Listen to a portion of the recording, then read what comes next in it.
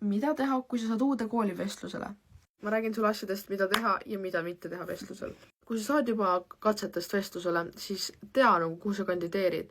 Tea, mis ained seal on, mis suunad seal on ja mis sulle päriselt huvi pakub. Kui küsitakse näiteks, et miks just see eriala, siis ära vasta mingi, ma ei tea, tundus okei.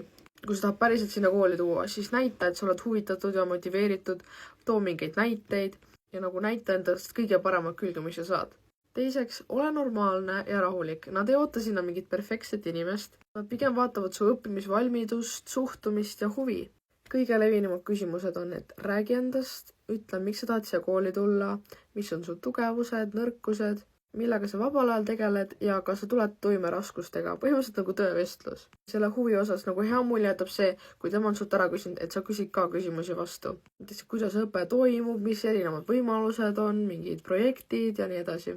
Näiteks, kui sa ei tea vastust mingile küsimusele, siis ära hakka paanitsema ja mingi bluffima, vaid ütle lihtsalt, et sa pole selle teemaga väga kokku puutunud, aga näiteks tahaksid sellest rohkem teada. Ja väga hea mindset, millega minna, on see, et vaata, et kas kas sina sobid neile, vaid vaata, kas see koht sobib sulle. Kui sa saad vestlusel väga palju aru tegelikult, et näiteks sa näed ümbrust, sa näed, kuidas sinuga suheldakse ja siis saad aru, et kas nad päriselt kotib su areng või mitte. Aga ennem, et vestlusele saada, sul on vaja teha ka katsed.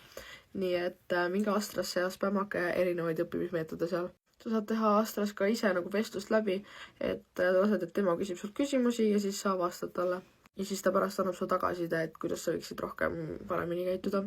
Välimus on ka väga oluline tegelikult, kui sa lähed, et pane mingi viisakas riietus ja mingi ära näri nätsu seal samal ajal, kõigu tooliga, ole lihtsalt normaalne ja peaasi, et sa oled sina ise. Ma loodan, et teil lähevad katsed ja vestlused hästi. Tšau!